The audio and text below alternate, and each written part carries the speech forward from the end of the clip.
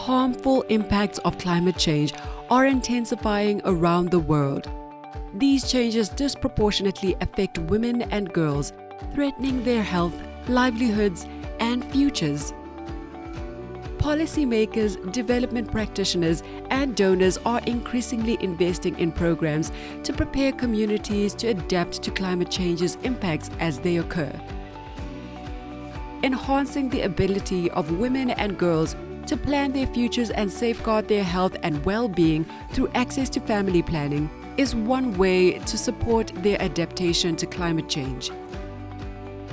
Climate adaptation refers to approaches to adjust ecological, social, and economic systems to current or future impacts of climate change. The links between family planning, reproductive health, and climate change are well documented in research and policy. Access to family planning provides families and communities with multiple positive benefits.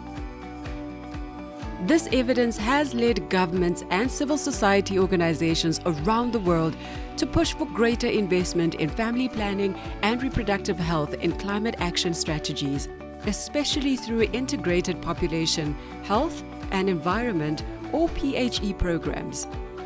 For example, using climate funding, the Central African Forest Initiative has joined with the Democratic Republic of Congo to implement multi-sectoral programming that includes family planning to address deforestation.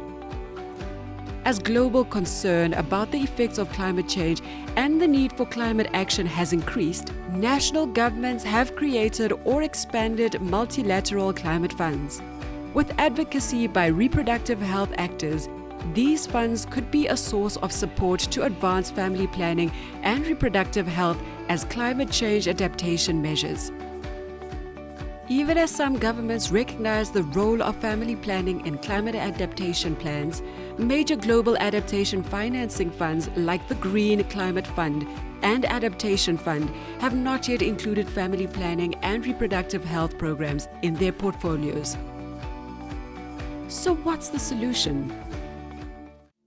Family planning and reproductive health programs must demonstrate their role in climate adaptation and position themselves within multi-sectoral approaches. First, advocates and practitioners must draw clear connections between family planning and climate change adaptations. Emphasize the links between family planning and reduced climate vulnerability, especially in projects with multi-sectoral development outcomes such as improved health, food security, natural resource management, or poverty alleviation.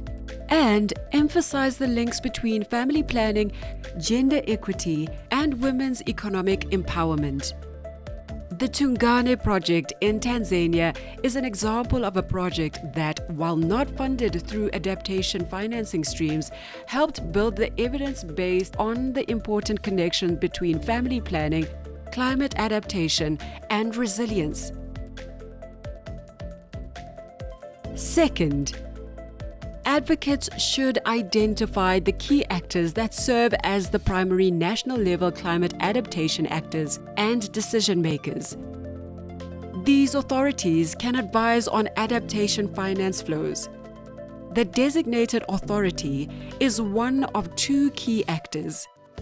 Designated authorities are the main points of contact in each country and are typically based within the Ministries of Environment, Planning, or Foreign Affairs. Designated authorities are gatekeepers in the development and national level approval of climate adaptation funding proposals, ensuring their quality and alignment with government priorities. The accredited national implementing entity is the second key actor.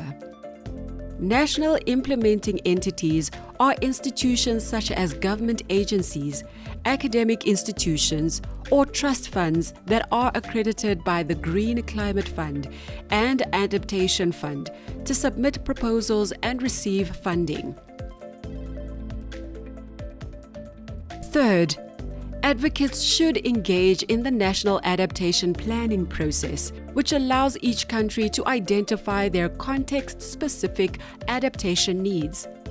family planning actors can inquire with their country's Environment Ministry to learn more about the status of the national adaptation planning and collaborate with one another to make the case for including family planning programs.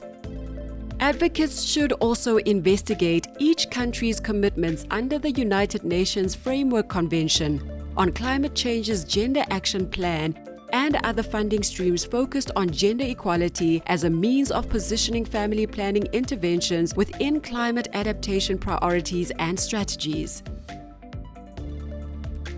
Fourth, family planning actors can partner with others to develop multi-sectoral proposals. To begin, first learn about the adaptation initiatives already underway.